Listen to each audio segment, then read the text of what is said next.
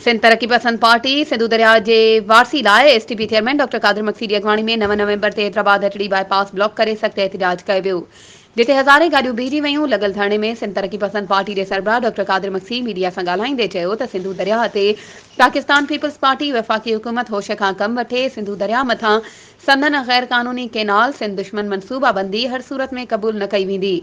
सिंध जो 6 करोड़ अवाम peoples party वफ़ाक़ी हुकूमत जे अहिड़े मनसूबे के मुकम्मल रद्द थो करे। हिक त अॻे सिंध जो अवाम पीपल्स पार्टी पिनण ते मजबूर कयो आहे, ॿिए तरफ़ सिंध में जल जो पानी भी खारो थी वियो आहे।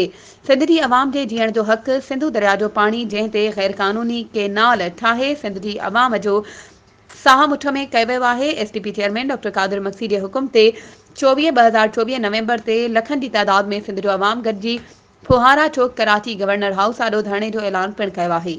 वधीक ख़बरूं ऐं अपडेट्स जे लाइ असांजे चैनल खे सब्सक्राइब कयो ऐं हा, बेल आइकन खे प्रेस करणु न विसारिजो त जीअं असांजी हर नई अचण वारी वीडियो तव्हां ताईं पहुची